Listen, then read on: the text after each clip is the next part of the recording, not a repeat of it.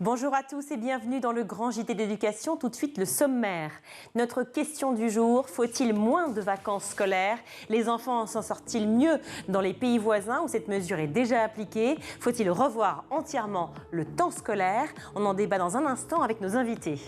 C'est notre avenir et surtout l'avenir de nos enfants. Comment bien maîtriser les outils numériques qui s'offrent à eux? On vous présentera l'application Coude qui permet de former les élèves. Et puis enfin, ce sera l'heure de la chronique de Michael Dorian. Il nous emmènera en Suisse où des cours de jeux vidéo sont proposés à l'école. Michael Dorian qu'on retrouve tout de suite pour l'actu en bref. Après, Michael, la Sorbonne et Sciences Po la semaine dernière, eh bien, plusieurs lycées parisiens étaient bloqués à leur tour ce mardi. Plusieurs centaines de lycéens en colère et déterminés à faire entendre leur voix. Ils se sont rassemblés devant plusieurs établissements de la capitale. Ils protestent contre le deuxième tour de l'élection présidentielle et regrettent que les questions climatiques et des inégalités sociales ne soient pas assez abordés par les candidats Emmanuel Macron et Marine Le Pen, des blocages qui ont été dénoncés pendant le week-end par les deux candidats. Les syndicats d'enseignants qui se préparent également, la CGT Éducation a publié un communiqué. La CGT Éducation qui prépare l'après 24 avril. Dans un communiqué publié sur son site internet, le syndicat d'enseignants appelle à une journée de mobilisation le 1er mai aux côtés des personnels de l'éducation pour imposer un autre projet d'école et un autre projet de société. Dernière ligne droite avant le second tour. Lundi, dans cet avou, Emmanuel Macron a défendu son bilan. Et notamment en matière d'éducation, le président candidat a rappelé sa promesse d'il y a 5 ans de diviser par 2 le nombre d'élèves de CP et CE1 dans les classes des REP et REP+. Promesse tenue selon lui, mais Emmanuel Macron s'engage aujourd'hui à aller plus loin en déployant, s'il est réélu, ce dispositif au collège et au lycée. En Afghanistan maintenant, plusieurs explosions ont eu lieu dans une école. 2 explosions ont frappé ce mardi une école pour garçons de Kaboul. Le bilan faisait état tout à l'heure d'au moins 6 morts et de 11 blessés selon le porte-parole de la police de Kaboul. Une 3e explosion a eu lieu dans un centre de cours d'anglais situé dans le même quartier. Merci Mickaël. Faut-il réduire le temps des vacances scolaires ou revoir tout simplement le temps passé à l'école? On en parle tout de suite dans notre question du jour.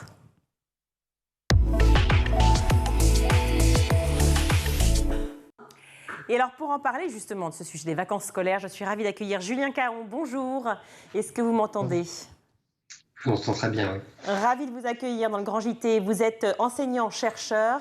Vous avez beaucoup écrit sur cette question du rythme scolaire. Vous avez écrit notamment « Réformer les rythmes scolaires en France de 1848 à 2017 ».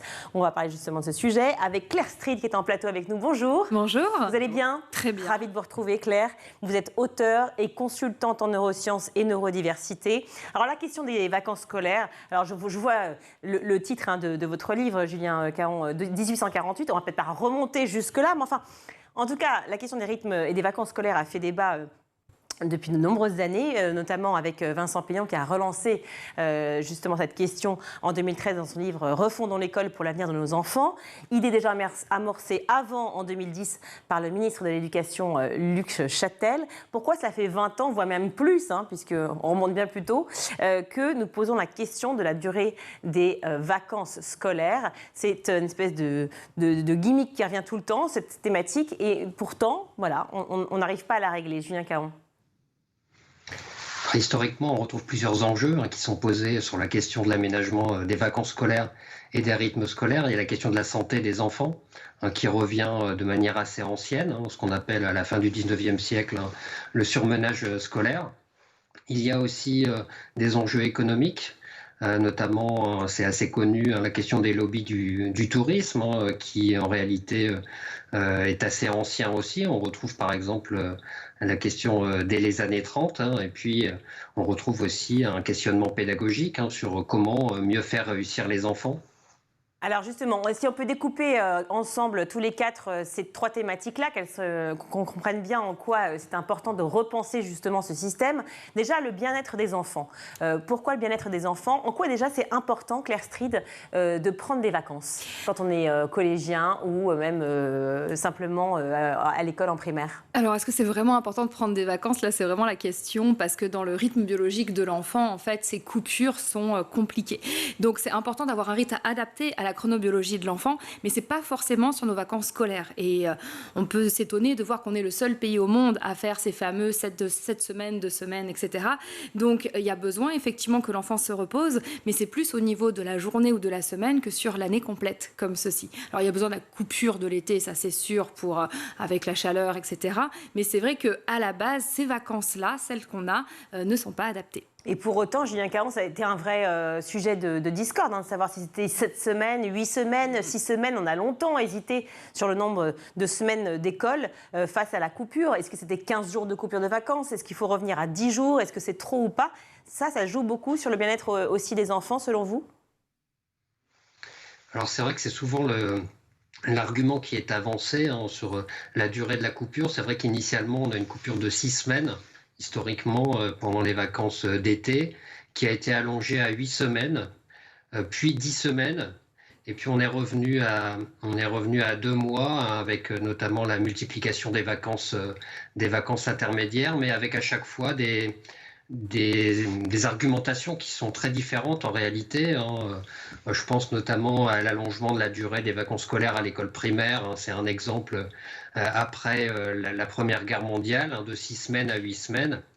L'argument qui est invoqué alors, c'est une sorte de gratification de 2 semaines supplémentaires pour le corps enseignant, parce qu'il a notamment participé à ce qu'on appelle les œuvres scolaires de guerre. C'est des œuvres qui participent, des quêtes, des confections de colis pour les soldats par exemple, qui participaient à l'effort de guerre. Donc c'est une sorte de gratification qui est apportée.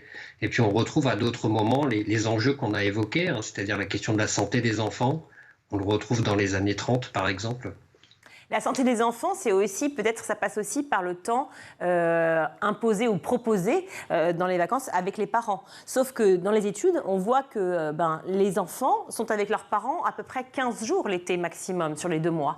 Donc est-ce que c'est vraiment un argument de penser à cette réunion parents-enfants qui en fait ne se fait que 15 jours ou peut-être 3 semaines grand maximum pour le nombre de vacances seules ou chez les grands-parents ou ailleurs dans les colonies? Je lisais avant de venir qu'effectivement c'était très bien d'avoir 2 mois de congé quand les parents étaient séparés. Donc comme ça chaque parent avait son enfant.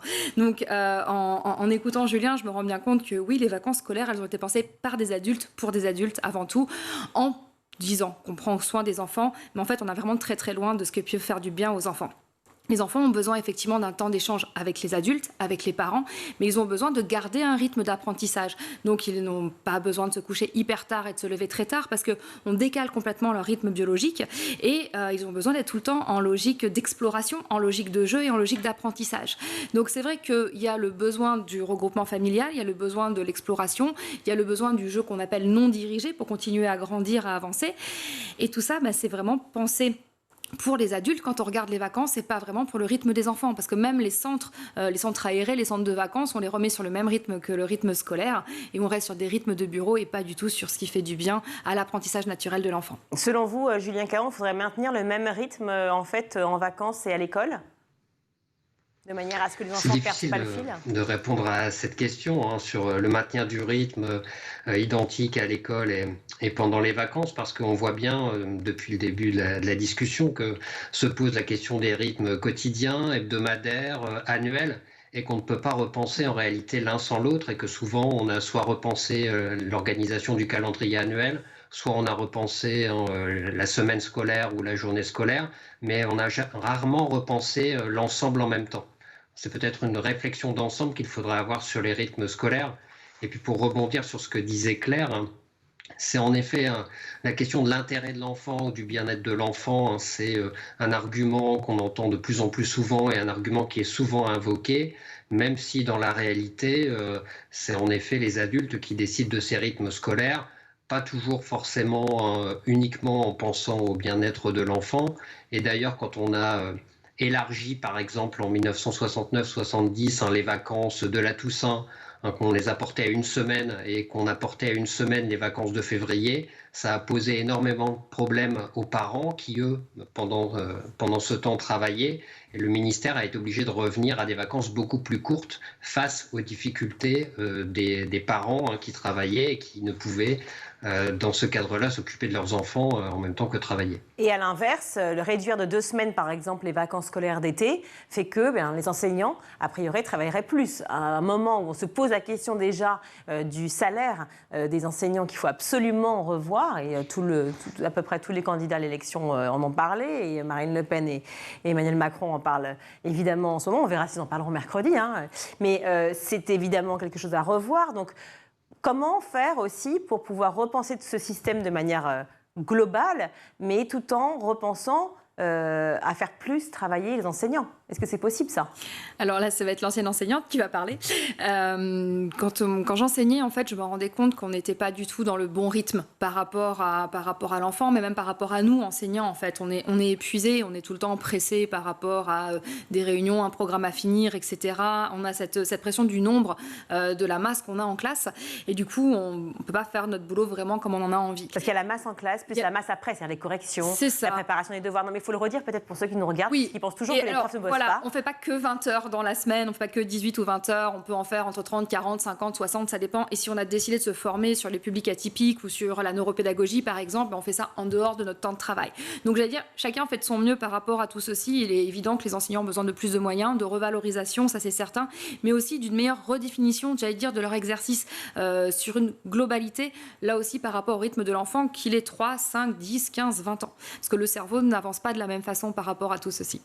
Ça veut dire finalement que si on décidait de réduire le nombre de vacances dans l'année, on pourrait décider par exemple que les journées seraient moins denses. Carrément. Semaines seraient moins denses, serait une bonne idée. Moins d'heures de cours. Pour oui, regardez nos voisins, c'est à peu près ce que fait tout le monde en fait. Donc posons-nous peut-être la question, pourquoi est-ce qu'on continue à faire bosser les gamins jusqu'à 18h, 8h, 18h? Le corps et le cerveau de l'enfant ne peuvent pas encaisser. Ils ont besoin de faire de sport, ils ont besoin d'activité. Donc la plupart des systèmes scolaires sont sur du 7h30, 13h30, activité l'après-midi, repas vers 18h30 et puis fin de la journée beaucoup plus tôt. Et on le voit notamment dans les pays scandinaves, ça fonctionne vraiment. Mais attendez, repas à 18h avec qui? Eh bien c'est là la question. C'est ça tout le problème. C'est ça toute la difficulté. C'est-à-dire qu'on voit bien aussi que les rythmes de vie dans les autres sociétés sont complètement différents. En Angleterre, on termine plus tôt. En Allemagne, on termine plus tôt. En Suisse aussi, où on s'adapte. Donc c'est presque, j'allais dire, un changement sociétal à opérer par rapport à tout ça. C'est intéressant parce que vous dites on termine. C'est pas on termine les enfants, c'est les adultes. C'est-à-dire qu'en fait, les salariés en fait en entreprise effectivement terminent plus tôt. Oui. Et donc c'est là où on revient à ce que vous disiez, Julien Caron, c'est qu'en fait tout a été fait par rapport aux parents. En fait, on a très peu pensé aux enfants dans cette histoire et on le voit encore aujourd'hui. C'est-à-dire c'est repensé parce que les parents vont sortir plus tôt, ils vont pouvoir préparer le dîner pour les enfants plus tôt et donc ça a fonctionné pour une famille qui. Mais alors dans la société actuelle dans laquelle on est, effectivement, on ne dîne pas à 18h, ou très peu, en tout cas, le font. Donc, comment repenser justement ce système-là, Julien Caron, mais par le biais des enfants, donc, par le regard des enfants? Alors, tout d'abord, pour rebondir sur ce que vous disiez juste avant, hein, dans les années 90, un moment où on se pose la question de la semaine scolaire à 4 jours, 4 jours et demi, 5 jours, pour les écoles qui font le choix d'une semaine à 4 jours, les vacances d'été sont réduites de 12 jours, donc de 2 semaines. Et que la question de la réduction des vacances scolaires, elle est déjà posée en réalité dans les années 70. Il y a déjà eu plusieurs propositions dans les années 70 pour réduire les vacances scolaires de 15 jours. On retrouve aussi, Vincent Peillon avait aussi, lui, après sa réforme de la semaine scolaire, émis l'idée de réduire les vacances scolaires de 15 jours. Puis après, il a fait marche arrière 1 an ou 2 ans après, et puis après, c'est revenu sur le débat. Enfin voilà, c'est quand même très compliqué à mettre en place. Mais du coup, pourquoi ça a marché ou pas marché? Pourquoi ça a été imposé ou pas? À chaque fois, effectivement, on peut faire des réformes, hein, on peut chaque année penser à des réformes, mais in fine, dans quel but? Si c'est pas pour les... Ce qui est intéressant avec la question des vacances scolaires, c'est que c'est une sorte de miroir aussi des enjeux qui traversent le système scolaire. On voit que les enjeux sont multiples et les acteurs sont multiples également. Et sur la question des rythmes scolaires en particulier, ça paraît très complexe de mettre d'accord à la fois le corps enseignant, même si on s'inspire en partie de la chronobiologie, de la chronopsychologie, c'est toujours à la marge qu'on tient compte des recommandations et ça paraît toujours très complexe en fait à réformer parce que c'est une construction très longue. C'est une construction ancienne qui fait que finalement c'est difficile de toucher au rythme scolaire On voit bien aussi que là, sur la question de la modification des vacances scolaires, la question qui est sensible, c'est la question en effet du travail des enseignants et du salaire des enseignants. Et puis Et c'est donc aussi là, on est moins sur la question de la santé ou des élèves ou de leur bien-être. Oui, mais qui est une vraie question à prendre en compte, bien évidemment. Et c'est aussi la question économique, et vous en parliez au tout début, parce que la question économique, elle se joue à tout point de vue. C'est-à-dire qu'elle se joue à la fois, évidemment, dans l'idée de il faut mieux les envoyer à l'école, parce que comme ça, on peut continuer nous-mêmes, parents, à travailler, et on est moins embêtés, avec l'argument derrière de ils s'en iront pas à la maison, donc autant qu'ils soient en classe et qu'ils soient en apprentissage. Mais il y a aussi la question économique de l'inégalité face aux vacances. Il y a beaucoup d'enfants qui ne partent pas à l'autre bout du monde ou qui ne sont pas forcément pris en charge par telle et telle personne dans la famille. Que font ces enfants-là? Qui s'en charge? Quel est qui va payer pour justement ces moments? Alors, on a des écoles ouvertes qui existent, notamment dans ce qu'on appelle les REP et les REP+, dans les quartiers dits prioritaires de la ville. Donc là, ce sont des enseignants ou d'autres intervenants qui viennent pour travailler d'une façon différente, occuper les jeunes différemment. Moi, je sais que j'animais des ateliers de slam, par exemple, à un certain moment. C'était super. Mais c'est pas partout. Et effectivement, là, on est pour les plus défavorisés ou les quartiers, prioritaires. Pour, j'allais dire, tout ce qui est médian, en fait, vous l'évoquiez tout à l'heure. Les médians, c'est la masse. C'est la plupart. Voilà, la plupart. Ce sont les grands-parents. Si les parents sont divorcés, chacun prend sa semaine. Voilà, c'est plutôt compliqué. Donc, il y a effectivement toute cette dynamique économique. Comment occuper ses enfants sainement? Pas que avec les jeux vidéo, bien évidemment. Comment s'assurer qu'ils soient heureux dans ce rythme-là? Et puis aussi, il y a tout cet autre poids économique qui était évoqué tout à l'heure par Julien, le business que représentent les vacances scolaires. S'il n'y a pas de vacances scolaires, les stations de ski vont pas être contentes.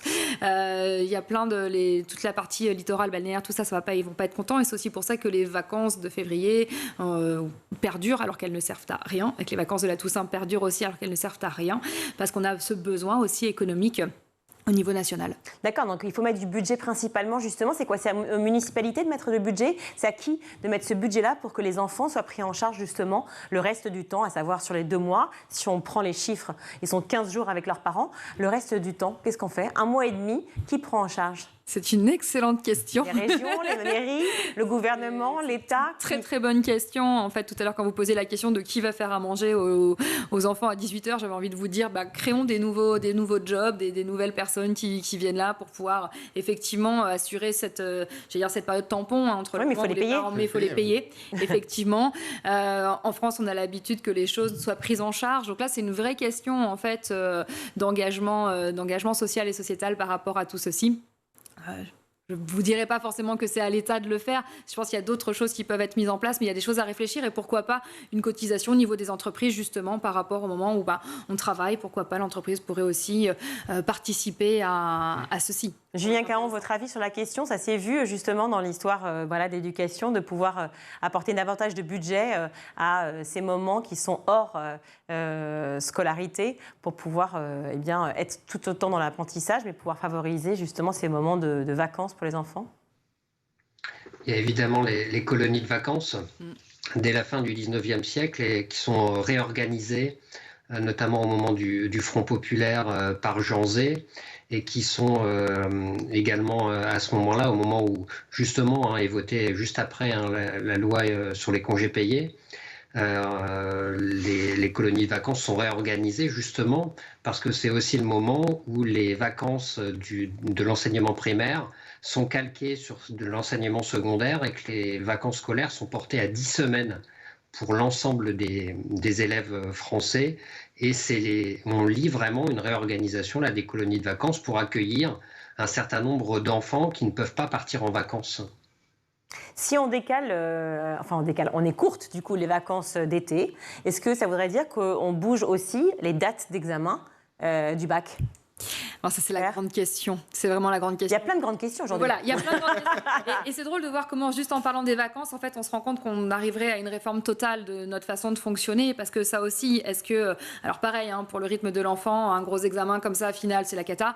Alors la réforme Blanquer a permis ça, parce que maintenant il y a le contrôle continu qui est pris en charge. Voilà. Mais est-ce que ça voudrait dire qu'on décale quand même cette date d'examen? Oui, ce serait plus pertinent, en fait, peut-être de l'avancer dans l'année. Je veux dire, la plupart, il y a pas mal d'examens qui sont en mai, comme à la fac, en fait, là où on passe les examens fin mai, début juin ou mois de mai, donc ça pourrait être intéressant. Mais après, une fois qu'ils ont passé l'examen, comme vous direz mes anciens collègues, on en fait quoi une fois qu'ils ont passé l'examen? Il n'y a plus de carottes en fait. Pourquoi l'avancer si en fait justement on écourte les vacances d'été? Ça veut dire qu'en fait, ça dépend au 15 juillet par exemple ils seront à l'école, donc autant justement rallonger. Rallonger, décaler, ça dépend en fait de l'impact que vous mettez sur l'examen, du besoin d'avoir la date derrière, de tout ce qui va être Parcoursup et toutes ces choses-là. Voilà, il y a tellement de choses qui rentrent en jeu, mais c'est évident que cette logique même d'examen est aussi à reconsidérer. Soit on en fait vraiment la dernière limite, soit on le fait un peu avant et on commence déjà à anticiper d'autres choses. Julien Caron, l'examen du bac a toujours été en juin? Alors l'examen du bac a toujours été en juin, voire en juillet, puisque les vacances scolaires du lycée ont commencé à la mi-août.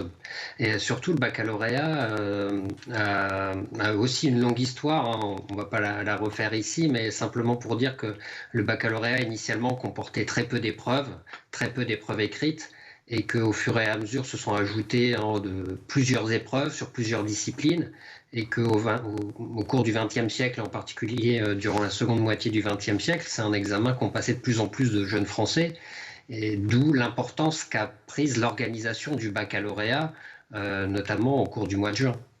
Mais on retrouve là aussi une autre vieille rengaine, finalement, c'est la fameuse reconquête du mois de juin, et en particulier dans les lycées, où on sait que le mois de juin est grignoté, en particulier par l'organisation de cet examen. Bien voilà, repenser le rythme scolaire, c'est encore une des grandes thématiques importantes des prochaines réformes à suivre. Suivons déjà bien les élections, allons voter dimanche.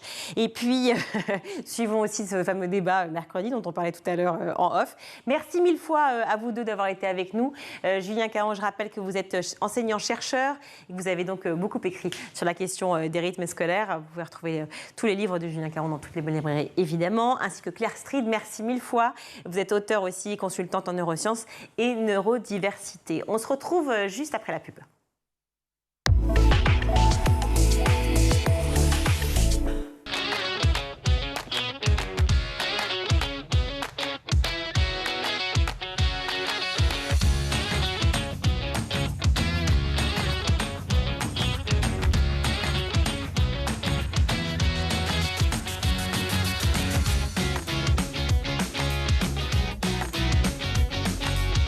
En plateau, des profs, des élus, des parents et bien évidemment des élèves. Vous avez la parole. Chaque jour dans le MAG, je compte sur vous. En compagnie de spécialistes et d'invités, je vous propose de découvrir ces technologies qui font bouger le monde de l'éducation. En compagnie de chroniqueurs et d'invités, nous tenterons de répondre à une question d'actualité qui concerne l'éducation. Nous vous donnons chaque jour la parole dans le grand JT de l'éducation.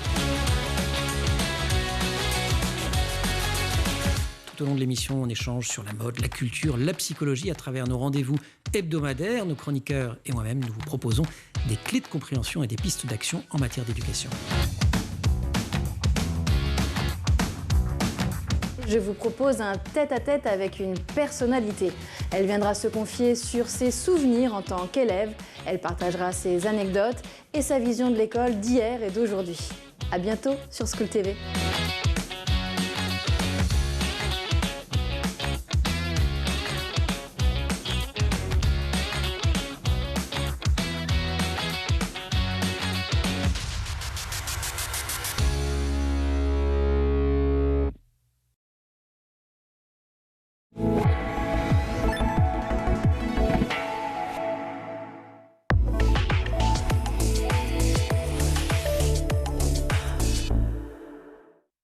De retour sur le plateau du Grand JT, nous sommes avec Gaëlle Girardot. Bonjour. Bonjour. Vous êtes fondatrice de l'application Coude, qui n'a rien à voir avec le coude, on est d'accord? Pas du tout. Mais on peut faire plein de jeux de mots avec. Alors justement, les jeux de mots, parlons-en. Coude vient de quoi? C'est un assemblage de... Exactement, de cool et de good. En fait, les ados américains, quand ils ne savaient pas choisir entre quelque chose de cool, donc de fun, de sympa, et de good, un peu bienveillant, prescrit par les parents, ils disaient c'est coude. Puis c'était pas pris comme marque, donc voilà. Et c'est un voyage aux États-Unis qui vous a fait penser à ça, ou vous vous êtes dit il faut que je trouve le nom le plus parlant pour les jeunes? Oui, en fait on cherchait un nom, on voulait aussi un rapport avec le codage, parce que quand on a démarré on parlait aussi de codage, donc coude est venu assez naturellement, et puis ça nous correspondait complètement, parce qu'on cherche à faire quelque chose de fun, de ludique, mais évidemment on apprend aussi quelque chose, donc ça nous allait vraiment à 200%. Alors fun, ludique et on apprend, c'est quoi l'application en fait Coude? Qu'est-ce qu'on y trouve? Et donc l'application, donc, c'est notre Coude Academy, et donc avec la Coude Academy, en fait on peut se former aux compétences du numérique. Donc il se trouve que depuis 2019, maintenant à l'école, on doit se certifier aux compétences du numérique au travers d'un certificat qui s'appelle PIX. Oui, qui a remplacé le B2I. Exactement, Ouais. remplacer le B2I au brevet des collèges et qui depuis cette année est même aussi obligatoire dans le cadre du baccalauréat. Et donc du coup, pour se former, en fait, PIX, c'est pour s'évaluer et se certifier. Et nous, on propose justement des formations ludiques pour apprendre tout simplement aux compétences du numérique au travers d'une application qui va proposer des quiz, des leçons, des tutoriels, voilà, toutes ces choses-là, avec un parcours un peu engageant, avec des formats variés. Et on va pouvoir apprendre de manière ludique, interagir et surtout pratique, parce que notre objectif, c'est pas d'apprendre des compétences en tant que telles, mais c'est vraiment, nous, ce qu'on appelle créer du réflexe numérique. Notre objectif, c'est de se dire, demain, les gens, ils sont autonomes avec ce petit réflexe et savoir, alors je prends toujours un exemple très, très basique, mais quand on est éloigné du numérique, par exemple, il y a un réflexe qu'on peut avoir, c'est quand il faut fermer quelque chose, la petite croix en haut à droite sur un PC, c'est toujours pareil, quel que soit le logiciel. Donc, c'est créer ces petits réflexes tout simples et en fait, créer ça vraiment une sorte d'ancrage mémoriel. Et c'est par le jeu, souvent, qu'on y arrive le mieux, que ce soit chez les jeunes ou même les moins jeunes. Quand vous dites on, ça s'adresse uniquement aux élèves ou aussi aux parents, aux profs, à tous ceux qui en fait ont le réflexe du codage? Alors, à la base, ça a commencé au travers du collège et du lycée maintenant. Et puis, naturellement, ça a suivi, en fait, PIX aujourd'hui est utilisé aussi dans les entreprises. Donc aujourd'hui, le certificat PIX, il est reconnu sur le CV. Donc les entreprises commencent à certifier leurs collaborateurs à PIX. Les agents du service public, maintenant, d'ici 2023, vont devoir se certifier à PIX, et pas que les enseignants, donc que ce soit aussi dans les ministères, dans les départements, dans les collectivités. Donc les adultes se certifient aussi, on les accompagne aussi là-dessus à se certifier, et de la même manière, de manière ludique. Et les parents, on a créé, nous aussi, un parcours qui va bientôt sortir, qu'on a appelé un parcours e-parents.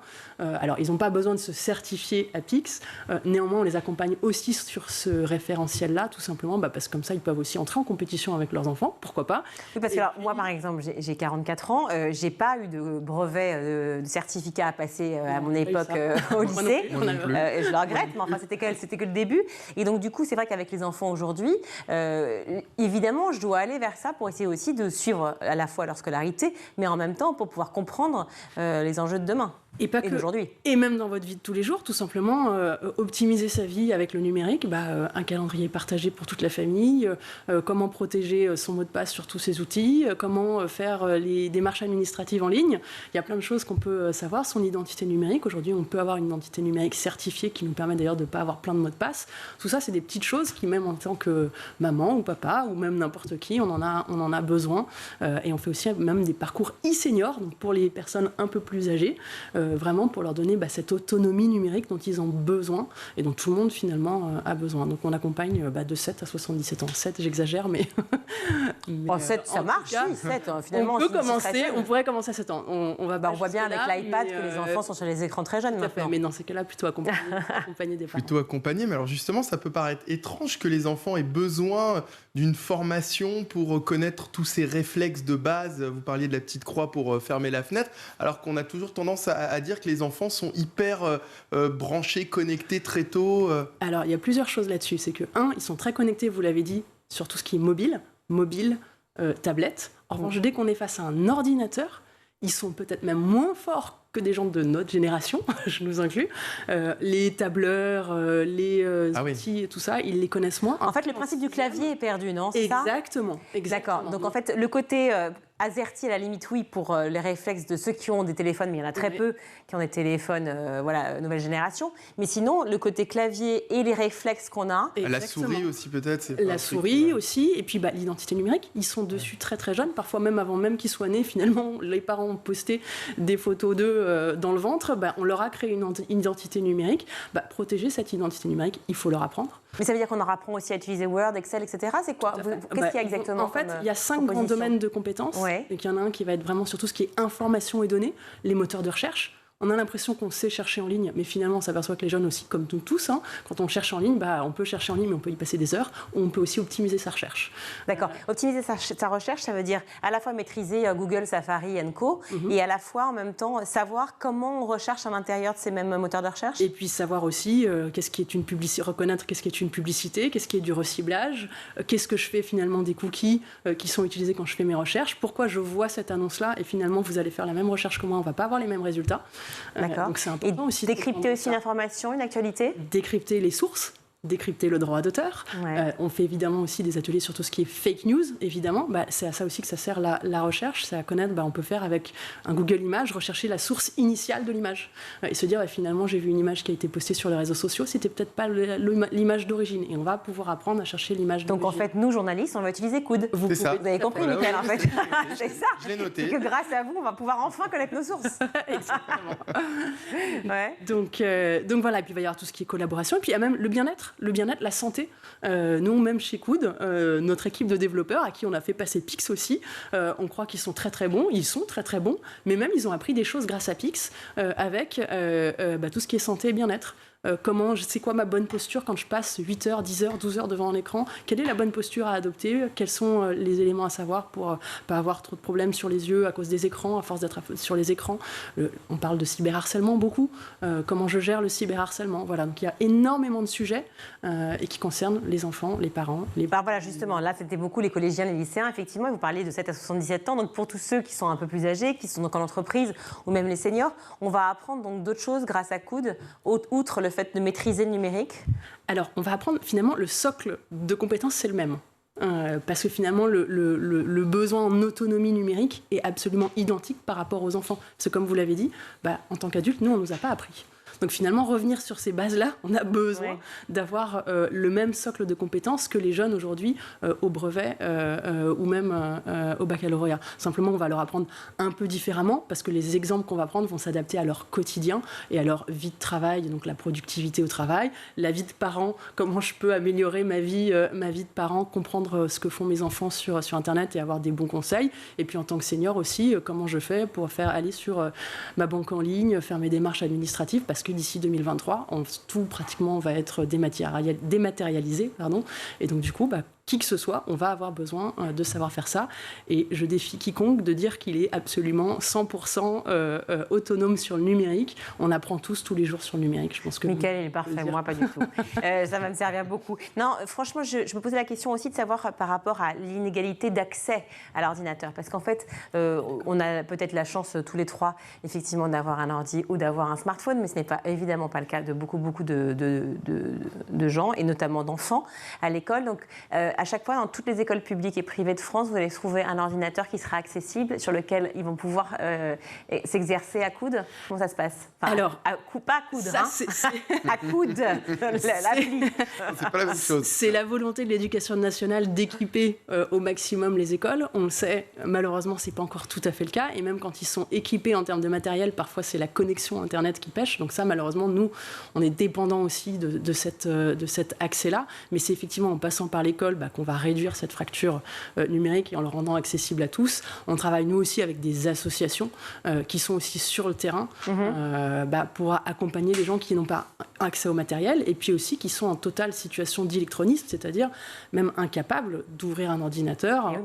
Donc voilà, donc ça, nous, on ne sait pas le prendre en charge parce qu'il faut déjà aller sur notre application pour y aller, mais en revanche, on outille les associations avec ce qu'on a pour qu'ils puissent amener les personnes qui sont dans cette situation. Mais suffisamment efficiente pour que si les élèves, ils sont 32 par classe, voire 35, se connectent chacun à leur tour, ils puissent apprendre vite et bien grâce à Coude. L'objectif, c'est qu'ils puissent effectivement le faire comme on le sait. Les collégiens, ils sont équipés à plus de 90% de téléphones mobiles, donc c'est qu'ils puissent aussi le faire comme on le fait. Plus de 90% les collégiens de France? Oui, avec un mobile. Ouais. Et oui, à partir de la Avec un 6e, smartphone. avec un smartphone, tout à fait. Et Donc du un coup, ordinateur, pour eux, c'est un objet d'antiquité. on apprend, dans Pix, il y a même des questions sur, effectivement, comme vous le disiez, c'est quoi la souris, c'est quoi le clavier, c'est quoi ça. l'écran, c'est quoi la tour, etc. Bon, écoutez, merci beaucoup. En tout cas, génial. Bravo pour avoir fondé l'application Coude. Donc, Apple Store, c'est ça? Sur Google Store, Apple Store, on peut aller voilà, et on télécharger l'application. Il y a des parcours qui sont gratuits. Et puis après, il y a des choses avec lesquelles on travaille avec les écoles, avec les entreprises pour proposer des parcours. Merci d'avoir été avec nous sur le Grand JT. Merci beaucoup. À bientôt, Gaëlle Girardot. Tout de suite, on va vous retrouver, cher Mickaël, puisque vous êtes là. Hein. On va voir ce qui se passe à l'étranger grâce à vous. Mickaël, on vient de parler justement avec Gaëlle Girardot de l'application Coude qui permet de se former au numérique. On a parlé aussi beaucoup ici des méfaits aussi des écrans sur les enfants. Aujourd'hui, c'est l'inverse. Vous nous expliquez qu'en Suisse, les enfants jouent aux jeux vidéo à l'école, prennent des cours de jeux vidéo. Absolument. Depuis l'année dernière, les élèves suisses allemands n'ont plus besoin de se cacher pour jouer à des jeux vidéo pendant les cours. C'est la société Swisscom qui a introduit dans les écoles publiques un programme de cours intitulé Gaming et e-sport, un programme adapté depuis peu à la Romandie, la Suisse francophone, et financé par le Fonds national suisse. Des cours qui sont pour le moment proposés sous forme de volontariat aux écoles et aux professeurs et qui ont pour but d'accompagner les enfants dans leur pratique des jeux vidéo à travers une formation appropriée. Les jeux vidéo faisant déjà partie du quotidien des enfants. En Suisse, plus de 7 enfants sur 10 y jouent régulièrement. Et qu'est-ce que les enfants apprennent pendant ces cours? Ils apprennent l'histoire du jeu vidéo, Virginie, les différentes familles de jeux qui existent, stratégie, plateforme, simulation. Ils abordent également la question des liens sociaux qui se tissent entre les joueurs, mais également les perspectives d'emploi que l'univers du jeu vidéo peut proposer. Écoutez, Yannick Rochat, il est professeur assistant en études des jeux vidéo. Il était interrogé en juillet dernier sur la RTS, la radio-télévision suisse. Grande partie des jeux vidéo ont des qualités en fait que l'on peut utiliser dans le cadre scolaire. Alors il ne s'agit pas d'aller avec ces jeux en fait ludo-éducatifs qui sont vraiment prévus pour pousser un enseignement, mais plutôt de prendre un jeu de la culture populaire qui a des représentations historiques, des représentations politiques. On a aussi des jeux liés au développement informatique où il s'agit de résoudre des puzzles, ce genre de choses. Et donc on arrive en classe. Donc c'est un projet qui est en cours. On va commencer à donner ces cours à la rentrée d'août. Mais nous arrivons en classe, nous faisons des petites sessions avec les élèves où ils ont la possibilité de manipuler le jeu, parce que c'est aussi important, en fait, pas juste de montrer des photos ou de montrer des extraits, mais que le jeu soit manipulé en classe. C'est quelque chose qu'on fait d'ailleurs déjà à l'université. Et puis après, il y a des séquences de discussion où on s'interroge justement sur ce que permet le jeu, ce que permet cette expérience-là. La plus grande. Oui, c'est pas mal ça en fait, c'est dans le meilleur des cas en fait. Oui, ça c'est la partie cool de l'apprentissage. Évidemment, les jeux vidéo posent aussi quelques problèmes chez les jeunes et c'est à ça aussi que servent ces cours. Les questions de dépendance sont également au programme, la perte de notion de temps, sans oublier les discours haineux avec lesquels les jeunes peuvent être confrontés dans les jeux en ligne ou encore le cyber-grooming, c'est quand des adultes entrent en contact avec des enfants dans une perspective d'abus sexuels. Alors justement, comment les parents suisses accueillent ces nouveaux programmes de cours consacrés aux jeux vidéo? Alors au départ, pas très bien. Il faut dire que la plupart des parents sont déjà, on le sait, préoccupés par le temps de présence de leur progéniture face aux écrans. Et il est donc difficile d'admettre pour eux que leurs enfants vont également jouer pendant les cours, en plus de ce qui se pratique déjà à la maison. Mais la société Swisscom a organisé des réunions pour tenter d'expliquer, de convaincre les parents le but de leur programme de cours. Et ça a plutôt bien marché. L'idée, Virginie, et on l'a souvent expliqué sur ce plateau avec des spécialistes, est qu'aujourd'hui, on ne peut pas interdire ce genre de pratique aux enfants. Il faut donc de la pédagogie pour encadrer au maximum. Et puis, il y a aussi le fait, il faut le dire, que Swisscom, soyons honnêtes, n'est pas totalement neutre dans cette histoire. Pour rappel, Swisscom, c'est une société de télécommunications, Virginie, qui vend des accès à Internet qui permettent, entre autres, de jouer en ligne. Donc, pour eux, il y a aussi l'idée de déstigmatiser le jeu vidéo, vous l'avez compris. Et alors, comment est-ce qu'on déstigmatise des jeux vidéo, cher Mickaël? En disant que c'est bien, que c'est super, c'est chouette les jeux vidéo, en se basant sur des études. Dernièrement, l'Université de Genève a par exemple montré que les jeux vidéo d'action pouvaient renforcer de manière significative les capacités de lecture et d'attention des enfants. Ça, c'est une première chose. Ensuite, si vous cherchez d'autres arguments, il n'y a qu'à se promener sur le site de Swisscom. Eux, ils en ont plein des arguments, comme celui-ci par exemple. Jouer est naturel. Les êtres humains et les enfants en particulier jouent dès lors qu'ils sont capables de penser. Le jeu favorise le développement de diverses compétences, la motricité, la vision, les stratégies, etc. Pourquoi pas. Autre argument, Swisscom vient ici casser un préjugé répandu chez les parents sur les jeux vidéo et la violence. On nous dit ici que cette idée est souvent totalement injustifiée car les enfants et les jeunes savent naturellement faire la différence entre univers virtuel et réalité. Là, personnellement, j'ai un peu plus de doutes. Hein. Oui, moi aussi. En plus, il y a la vidéo évidemment de l'expert également sur le site de Swisscom. C'est le professeur Fred Mast de l'Institut de psychologie de l'Université de Berne qui nous explique dans cette vidéo les bienfaits des jeux vidéo sur notre cerveau. On l'écoute, on le regarde. Unser Gehirn lernt ständig und so natürlich auch beim Computerspielen. Gewisse Verbände von Nervenzellen werden effizienter. Das kann zum Beispiel dazu führen, dass man in Bildern kleine Details besser und schneller erkennen kann. Von den Videospielen kann man auch im Alltag profitieren. Man lernt schneller, worin ein Problem besteht, es zu lösen. Man hat auch eine bessere Aufmerksamkeit. Das heißt, man kann mehr Informationen in der gleichen Zeit verarbeiten. Das kann zum Beispiel ein Vorteil im Straßenverkehr sein. Man kann dann schneller, wenn man schnell fährt, sieht man ein Schild noch, wenn man eine bessere Aufmerksamkeit hat und im Vergleich zu einer anderen Person, die vielleicht dran vorbeifährt und dieses Schild ignoriert. Et alors ensuite, ça pose pas de problème qu'une société privée comme Swisscom ait de l'influence sur les écoles publiques? Bah oui, et évidemment, et c'est d'ailleurs pour ça que ces cours de jeux vidéo ont d'abord été proposés aux écoles suisses allemandes. La Suisse romande est de nature, elle, plus réticente à voir des institutions privées jouer un rôle dans le cursus scolaire des enfants. La Suisse allemande est plus ouverte de ce côté-là et a pu servir donc de région test pendant toute une année avant de séduire la totalité du territoire. C'est ce qui a été déterminant dans le lancement de ce programme, Virginie. Eh bien, merci beaucoup, Mickaël. Merci mille fois. Tout de suite, c'est l'heure de Souvenir d'écolier. Malika Ménard reçoit Joyce Jonathan. Et si je vous demande un souvenir d'écolier précis, est-ce que vous avez une anecdote, quelque chose qui vous vient tout de suite en tête? Écolier ou collégien? On est vraiment sur écolier, là? On préfère écolier. On préfère écolier? On prend les deux. En fait. On prend les deux. Alors, écolier, je me souviens que ce que j'aimais le plus, c'était soit les moments théâtre, ou les moments où musique, en fait, les cours de musique, cours de théâtre, parce que quand on a une maîtresse, malgré tout, il y a ces petits moments quand même qui existent dans la semaine. Et j'osais jamais aller au devant de la scène. Par exemple, quand il y avait... on avait fait exercice de style. Je sais plus si c'est Prévert ou Queneau, exercice de style. Je crois que c'est Queneau. En fait, le concept... Écoutez, c'est pas moi qui réponds. Non, mais c'est pas mon anecdote. Hein. Alors, j'assume mon anecdote. Alors, exercice de style, c'est un livre génial à étudier quand on est écolier.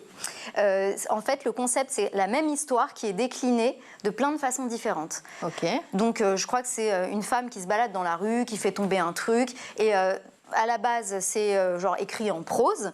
Ensuite, c'est écrit en onomatopée, la même histoire. C'est écrit ensuite en alexandrin. Ensuite, c'est écrit en chanson. Et en fait, c'est tout un livre sur exactement la même histoire, mais écrit de 32 façons différentes, ou beaucoup plus, quoi. Et donc, on l'avait mis en scène à l'école et j'avais adoré interpréter. Et moi, je jouais une vieille grand-mère, alors que je rêvais être genre la meuf stylée, genre qui allait jouer la pin-up, quoi. Je trouve qu'on vous a maltraité. On m'a maltraité, j'avais un mini-rôle, je pouvais pas chanter, alors que je rêvais déjà d'être chanteuse. Et vous rêviez déjà d'être chanteuse? Oui, déjà. Depuis quel âge? Depuis toujours, en fait. J'ai toujours voulu chanter, donc à 5 ans, quand j'étais en CP, je savais déjà que je voulais chanter. Et je me demandais quel bac il fallait faire pour être chanteuse. Ce qui est... Et vous étiez dans une école particulière? Non, j'étais dans une école qui s'appelle l'École alsacienne, à Paris, dans le 6e. Et c'est une école qui m'a beaucoup aidée à développer mon envie d'être chanteuse et à assumer le fait que ce soit un métier un peu extraordinaire. C'est un peu différent des établissements classiques?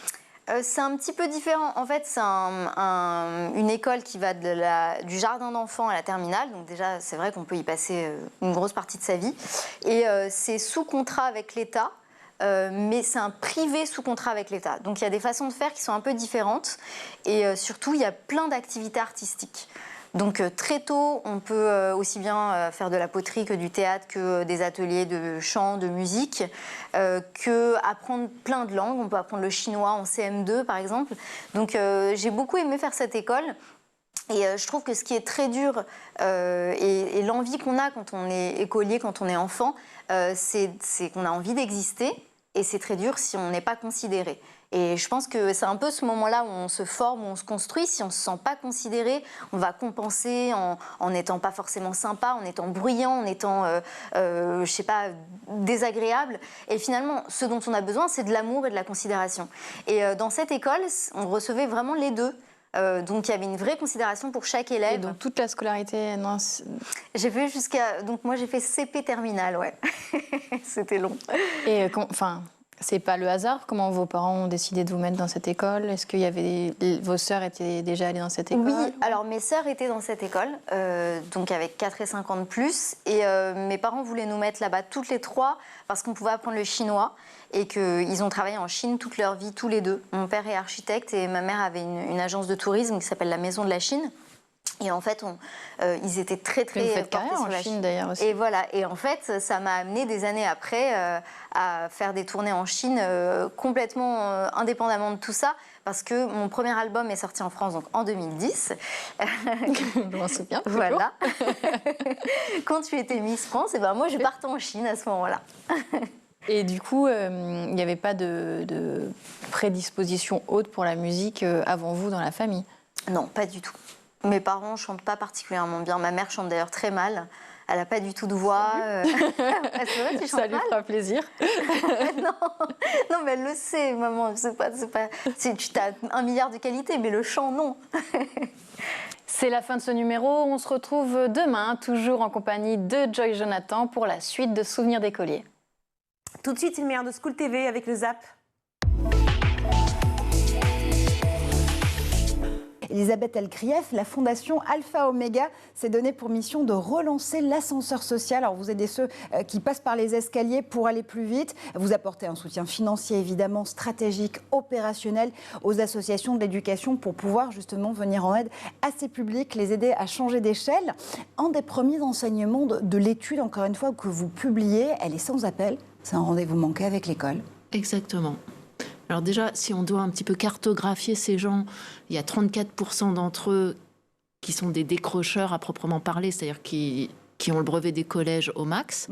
Il y en a 50% qui n'ont pas le bac. Et pour ceux qui ont eu le bac et qui commencent des études supérieures, il y en a 25% qui ne finissent pas leurs études. Donc aujourd'hui, c'est un rendez-vous manqué avec l'école, je pense à plusieurs titres.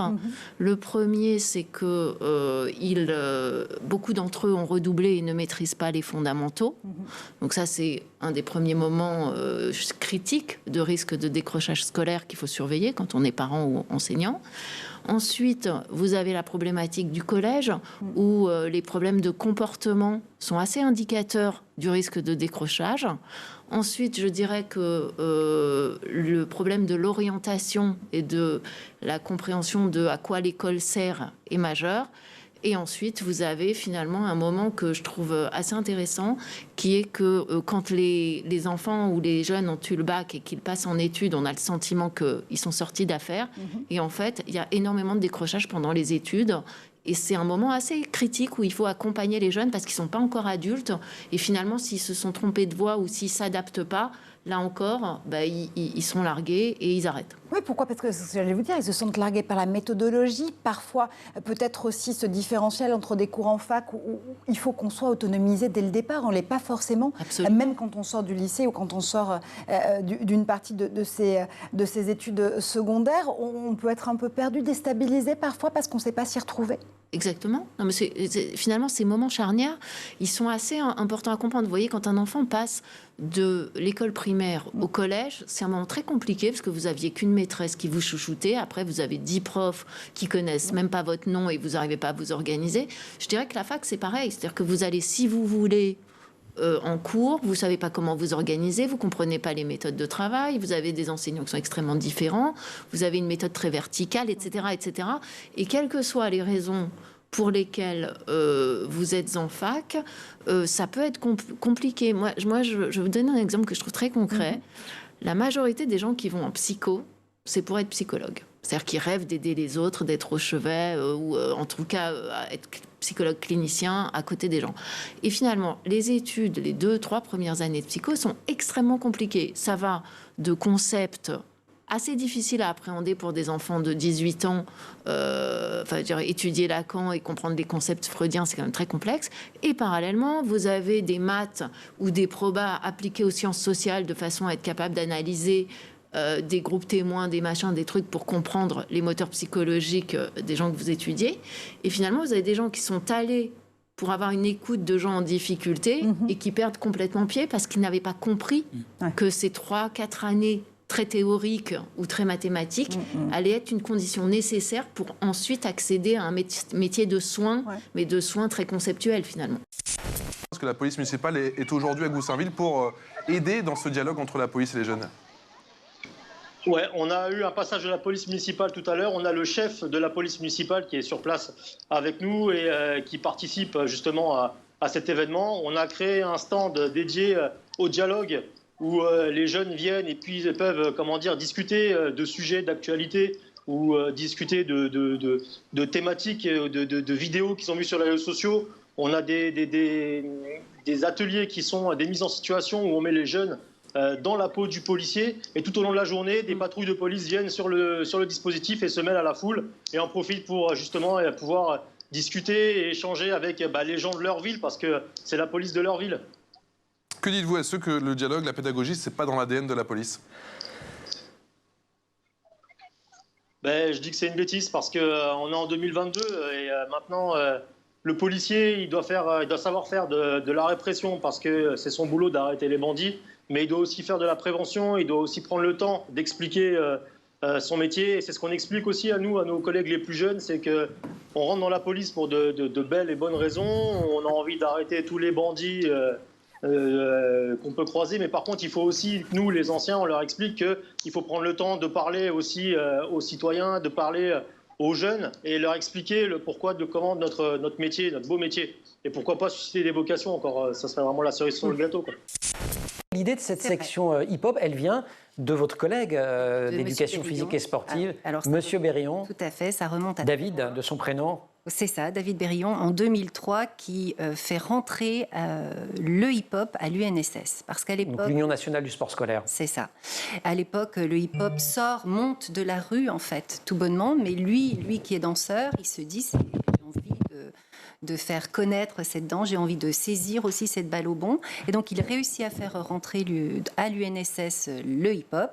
Et aujourd'hui, par exemple, je crois qu'il y a 1500 licenciés de hip-hop dans les UNSS. Donc, ça a vraiment marché. Évidemment, il n'a pas fait ça tout seul. Ça a mis du temps. Il a eu besoin de soutien, des IPR, des inspecteurs pédagogiques. Voilà, les inspecteurs pédagogiques. Pardon, je fais traducteur de signes, moi, c'est mon deuxième métier. de l'académie aussi. Enfin, et maintenant, le hip-hop, c'est même au JO. Ça sera au JO. Bruno Pomar, j'ai vu quelques discussions, ça fait un petit moment qu'on se connaît, quelques échanges, on va dire cash, francs, mais c'est sain. Oui, je pense que c'est essentiel. Enfin, je crois que Quentin a tout dit. Vous voyez, d'abord, que l'engagement de ces 300 policiers qui vont au-devant des jeunes, pour moi, c'est essentiel. Mais c'est essentiel à deux titres. D'abord pour les jeunes, pour qu'ils comprennent effectivement notre mission, et pour les faire, je dirais, adhérer, mais tout au moins qu'ils comprennent le métier de policier, mais en même temps à nos policiers, à qui ça fait parfois, souvent, et Quentin ne l'a pas dit là, mais ça fait beaucoup de bien de rencontrer les jeunes dans un autre contexte que ceux dans lesquels ils les rencontrent. Parce que la plupart de mes policiers, là, ce sont des gars des compagnies d'intervention, compagnies de sécurisation d'intervention, des BAC, brigades de nuit et autres. Donc ils sont sur le terrain. Ah, mais ils sont sur le terrain, excusez-moi de dire, c'est pas des planqués. Ouais. Ils font le boulot la journée et puis ils viennent sur nos opérations. Donc vous voyez, il y a du sens à leur mission qui est total, ce sens. Donc quand on dit le flic il est là que pour faire la répression, c'est pas vrai. On en a l'exemple même là et on le fait dans 160 villes. 45 000 gosses profitent de ces moments. Et c'est essentiel. Si on peut arriver à changer ces stéréotypes, à casser ce que Vous parfois... m'avez dit combien, Bruno, pardon? 45 000 enfants qui font ça tous les ans avec nous, avec l'ensemble des acteurs de l'institution. De façon transversale, on travaille tous ensemble, on l'a dit. Policiers municipaux, gendarmes, pompiers, éducation nationale également, qui jouent le jeu, qui ont envie tous d'aller dans le même sens et ne pas nous opposer. C'est ça qui est essentiel. Et ce travail, je dis, la pédagogie, c'est l'art de la répétition, on dit souvent, mais moi, je le ferai sans cesse tant que mes amis me suivront là-dedans, parce que je trouve que c'est essentiel pour notre société si on veut retrouver un petit peu de vivre ensemble. Voilà, le vivre ensemble, c'est important. Et je crois que n'importe quel jeune peut participer à Raid Aventure. Bien sûr. C'est ouvert à tout le monde. Ils sont tous accueillis. Vous avez des jeunes même de structures PJJ qui nous rejoignent parfois sur ces journées-là. C'est fermé. Structure PJJ pour le commun des mortels. Protection judiciaire de la jeunesse, voilà, avec lesquels d'ailleurs on va travailler sur des sujets beaucoup plus précis. Mais voilà, c'est ce travail qui me paraît essentiel et c'est un travail continu qu'on doit répéter parce que ce que font nos policiers au quotidien, et je pense à la police municipale qui a un vrai rôle de police de proximité, eh bien, il faut qu'on les aide à être plus appréciés, parce que parfois ils sont mal appréciés. Attention, pensons quand même en même temps que 75% de la population aime sa police. Il faut quand même remettre les choses en contexte. Mais chez les jeunes, c'est vrai qu'il y a des a priori. On dit un jeune sur deux apprécie plus. C'est vrai que quand on regarde les chiffres des jeunes ces dernières années, c'est assez inquiétant. Mais bien sûr, mais... Je ne parle pas des jeunes des quartiers ou quoi que ce soit, je parle de la jeunesse de manière générale. Quand on regarde les chiffres, effectivement, sur les moins de 25, bien sûr. Il y a l'air d'avoir quand même un fossé qui se creuse année après année. Moi, j'ai du mal à me l'expliquer. Est-ce que vous qui êtes sur le terrain au quotidien, avec Quentin notamment, est-ce que vous avez... dans une société qui est de plus en plus violente, on a les réseaux sociaux, on a tout un tas de choses qui déstabilisent notre société. Nous, les premiers, on est sans arrêt sur les réseaux sociaux à regarder ce qui se passe. Et qu'est-ce qu'on voit sur les réseaux sociaux? Souvent de la violence, souvent des choses qui sont relayées, quand on veut faire de la politique, évidemment, contre les flics. Ça, c'est malheureusement trop souvent le cas. Eh bien, au lieu dans le même sens, on voit des gens qui dénigrent la police systématiquement. La police a ses travers, elle n'a jamais caché, mais quand vous avez 250 000 policiers et gendarmes qui travaillent au quotidien pour assurer votre sécurité, celle de votre famille et celle de vos parents, de tout ce que vous pouvez imaginer, eh bien, écoutez, il y a des dérives, malheureusement, qui existent dans la police, on le sait, elles sont sanctionnées, mais en même temps, ne faisons pas un focus que sur ça, parce que les policiers font un travail formidable. C'est des millions d'interventions par an pour aider nos compatriotes. De quoi ils rêvent pour l'avenir? Vous rêvez qu'ils apprennent leurs leçons et qu'ils s'épanouissent. Eux, ils vous parlent Lamborghini, villa, ils ont des rêves hyper matérialistes en fait. Et qu'est-ce que vous vous dites, vous? Je pense qu'il y a une grande honnêteté dans leurs paroles, dans un monde qui est matérialiste, régi par l'argent. Et en même temps, ils en veulent, sans doute, pas tous. Il y a vraiment ceux qu'on voit dans le film, effectivement, en parlent beaucoup, sans doute parce qu'ils en ont peu, ou parce qu'ils viennent de milieux sociaux un peu défavorisés, j'imagine. Mais ils sont réalistes, en fait. C'est un monde matérialiste, c'est un monde cruel, c'est un monde compétitif. Mais ça ne les empêche pas du tout de pratiquer au quotidien l'inverse. C'est-à-dire beaucoup de douceur avec les autres, beaucoup de compassion aussi. Ils s'aident, ils s'entraident énormément. Donc, voilà. Ils sont conscients du monde dans lequel ils sont, mais ils sont également de chouettes personnes par ailleurs. Je rappelle que Whittaker, justement, l'initiative pour laquelle vous êtes chef du projet Déclic, c'est l'initiative qui accélère l'inclusion numérique en France, en Belgique aussi, je crois. Vous avez ajouté une corde à votre arc en 2020, justement, en lançant ce programme, le Déclic. Le but, c'est de coacher les jeunes qui ne savent plus où aller, à la fois chercher un emploi, chercher une orientation professionnelle. Aujourd'hui, vous arrivez à communiquer avec combien de ces jeunes? On a à peu près 500 jeunes qui nous écrivent tous les mois. Alors sachant qu'il y en a beaucoup aussi qui testent le service, mais il y a plus de 200 jeunes. Vous voyez là en mars, on a accompagné 270 jeunes qu'on accompagne vraiment dans le début de la démarche. Nous, ce qu'on fait, c'est vraiment, on parle un peu plus tard à ces décrocheurs au moment où ils se disent en fait, il faut que j'avance. J'en ai marre de rester chez moi à rien faire. Je ne sais pas forcément par quel bout prendre le sujet.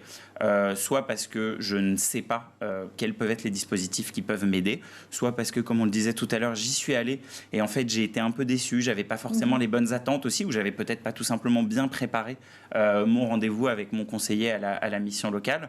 Et nous, ce qu'on fait justement, c'est de proposer une écoute neutre et empathique de médiateur. C'est je vais vers ces jeunes et je leur propose d'échanger, de faire cette phase d'écoute, de soutien aussi, pour après rediriger vers le bon service. Ou quand c'est des jeunes, et on en a, qui sont, d'un point de vue statistique, c'est décrocheurs, mais qui sont en fait assez autonomes, qui parfois juste n'ont pas les codes, qu'il va falloir aider à faire un CV, une lettre de motivation, trouver des offres. Mais on sent qu'il y a le moteur intérieur est suffisamment fort pour se dire qu'ils vont avancer. Et d'autres où là, on a vraiment un rôle de première écoute et de remobilisation vers justement ces dispositifs qui pourront les aider. Parce que même si on est un service numérique, on le voit, on travaille sur l'insertion et aussi un projet où le présentiel, le contact reste très important. C'est aussi des jeunes qu'on a besoin de rassurer sur leur capacité à travailler avec les autres. Vous jouez aussi quelque chose sur les rapports garçons-filles dans cette section. Alors c'est vrai que c'est quelque chose qui joue ailleurs dans la constitution des classes. Par exemple, on est très attentif à mettre autant de filles que de garçons quand c'est possible. Et effectivement, lors d'un battle, les garçons et les filles des filles peuvent affronter des garçons et inversement. Les barrières tombent littéralement. Pascal, une dernière question avant d'accueillir Marie-Olivier pour son cours particulier. Les élèves de la section hip-hop, ils sont différents des autres élèves ? Ils sont ils ont un petit supplément d'âme, c'est-à-dire que d'une certaine manière, c'est des élèves qu'on voit en 3 dimensions. C'est-à-dire que nos élèves, souvent, surtout moi en tant que professeur d'anglais, en classe, ce sont des élèves qui sont en 2 dimensions. Ils sont peu amenés à utiliser leur corps. Quand vous les voyez danser, vous avez des élèves en 3D, là, ça devient vivant, vibrant, et ça nourrit la pédagogie. C'est-à-dire que moi, ça me donne des idées pour mettre l'anglais encore. En fait, quelque part. Plus loin encore. Encore. Voilà pour le meilleur de School TV, c'est la fin de ce grand JT. On se retrouve demain. À demain, Virginie. Et pour tous les fans de Mickaël Dorian, c'est son anniversaire aujourd'hui. C'est gentil. Il faut le fêter. Petit message. schooltv.com et puis canal 247 sur les Freebox. On se retrouve demain. Ciao.